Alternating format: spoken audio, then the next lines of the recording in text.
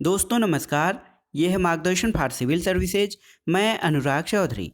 दोस्तों, मार्गदर्शन राजनीति विज्ञान के अंतर्गत आज की वीडियो में प्रस्तुत है राजनीति विज्ञान के 10 महत्वपूर्ण प्रश्न जो विभिन्न प्रतियोगी परीक्षाओं जैसे गवर्नमेंट इंटर कॉलेज प्रवक्ता, government degree college assistant professor, TGT PGT तथा नेट जेआरएफ राजनीति विज्ञान के लिए बहुत ही उपयोगी तथा महत्वपूर्ण है। तो आइए शुरू करते हैं आज का वीडियो।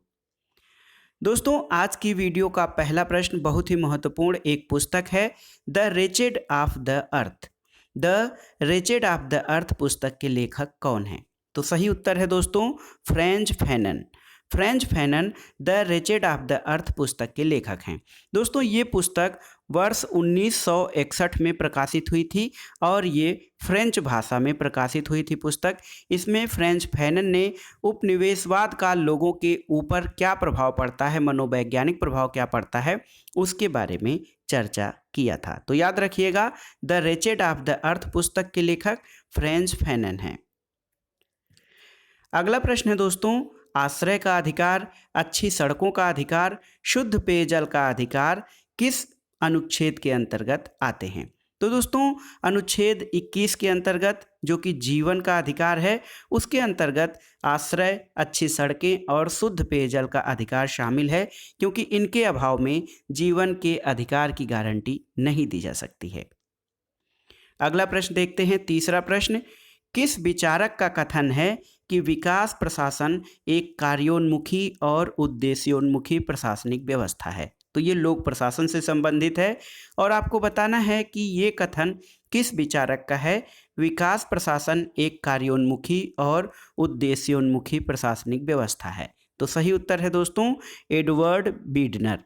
एडवर्ड बीडनर का मानना है कि विकास प्रशासन एक कार्योन्मुखी और उद्देश्योन्मुखी प्रशासनिक व्यवस्था है। अगला प्रश्न, इस वीडियो का चौथा प्रश्न देखिए, मेरे लिए आचार, नैतिकता और धर्म विनिमेय पद हैं। धर्म के संदर्भ के बिना एक नैतिक जीवन रेत पर निर्मित भवन के समान है। ये कथन किसका है? बहुत ही महत्वपूर्ण प्रश्न है। मेरे लिए आचार, नैतिकता और धर्म विनिमेय पद हैं और धर्म के संदर्भ के बिना एक नैतिक जीवन रेत पर निर्मित भवन के समान है। ये कथन किसका है? तो दोस्तों, ये कथन भारत के राष्ट्रपिता महात्मा गांधी का है, जो कहते हैं कि आचार, नैतिकता और धर्म एक दूसरे से जुड़े हुए हैं और एक दूसरे के संदर्भ में प्रयुक्त किए जा सकते हैं। और उनका मानना है कि धर्म के संदर्भ में बिना नैतिक जीवन के रेत पर निर्मित भवन के समान है और राजनीति में नैतिकता का समावेश होना चाहिए, ऐसा गांधी जी का मानना है। पांचवा प्रश्न दोस्तों बहुत ही महत्वपूर्ण है। किसने कहा था गांधी, गांधीवाद और हाल के भारतीय इतिहास में हमारे सभी नायकों से अधिक महान है? छोटे कद का यह दुर्बल व्यक्ति सर्वोच्च था। ये कथन किसका है? गांधी, गांधीवाद और हाल के भारतीय इतिहास में हमारे सभी नायकों से अत्यधिक महान है।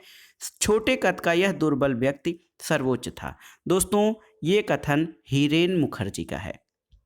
अगला प्रश्न देखते हैं, छठा प्रश्न दोस्तों, किसने सुझाव दिया था कि नियंत्रक एवं महालेखा परीक्षक के पद को समाप्त कर देना चाहिए? CAG, controller and auditor general के पद को समाप्त करने का सुझाव किसने दिया था? तो देखिए दोस्तों, पाल एच एपेल्बी कमेटी जो थी 1953 में, इसने भारत की प्रशासनिक संरचना के संबंध में अपनी रिपोर्ट दी थी। उसमें ये सिफारिश की गई थी कि नियंत्रक और महालेखा परीक्षक के पद को समाप्त कर देना चाहिए। पाल एपेल्बी कमेटी दोस्तों, ये 1953 में इसकी रिपोर्ट प्रस्तुत की गई थी। अगला प्रश्न है, सातवां प्रश्न, बहुत ही महत्वपूर्ण एक टर्म है साइबरनेटिक्स। साइबरनेटिक्स का तात्पर्य क्या होता है? तो उत्तर है दोस्तों नियंत्रण और संप्रेषण का विज्ञान। ये एक नया साइंस है, science of control and communication. तो नियंत्रण और संप्रेषण के विज्ञान को साइबरनेटिक्स कहा जाता है। अगला प्रश्न, आठवां प्रश्न है दोस्तों, किस वाद में भारत के उच्चतम न्यायालय यानी सुप्रीम कोर्ट ऑफ इंडिया ने कार्यस्थलों में कामकाजी महिलाओं के यौन शोषण और यौन उत्पीड़न की रोकथाम के लिए व्यापक दिशा निर्देश यानी गाइडलाइंस जारी किए थे? तो सही उत्तर है विशाखा बनाम राजस्थान राज्य।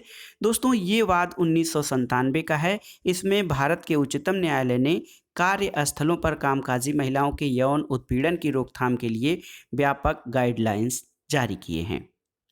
अगला प्रश्न और 9वां प्रश्न है दोस्तों, शीत युद्ध का अंत आदर्श राज्य और उदारवादी पूंजीवाद के विजय का प्रतिनिधित्व करता है और यह कथन किसका है? तो बताना है आपको, उदारवादी पूंजीवाद के विजय का प्रतिनिधित्व करता है शीत युद्ध का अंत। ये कथन दोस्तों फ्रांसिस फुकुयामा का है। फ्रांसिस फुकुयामा के बारे में बता दें कि एक महत्वपूर्ण आधुनिक सिद्धांत है end of history. End of history यानी कि इतिहास का अंत, ये फ्रांसिस फुकुयामा का विचार है।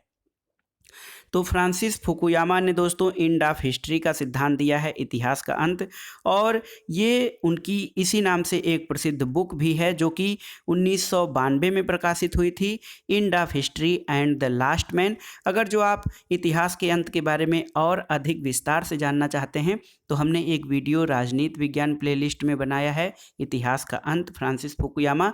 आप वहाँ से जाकर इतिहास के अंत के बारे में विस्तृत जानकारी पा सकते हैं। तो याद रखिएगा, शीत युद्ध का अंत और उदारवादी पूंजीवाद के विजय का प्रतिनिधित्व, ये कथन फ्रांसिस फुकुयामा का है। अगला प्रश्न और इस वीडियो का आखिरी प्रश्न है दोस्तों, भारतीय संविधान और राज्य व्यवस्था से पूछा गया है कि किस संविधान संशोधन द्वारा सिक्किम को एक पूर्ण रूपेण राज्य का दर्जा दिया गया? तो सही उत्तर है दोस्तों 36वां संविधान संशोधन, 36 जो अमेंडमेंट हुआ था, कॉन्स्टिट्यूशन अमेंडमेंट 36वां, उसके द्वारा सिक्किम को एक पूर्ण राज्य का दर्जा दिया गया भारतीय संघ के।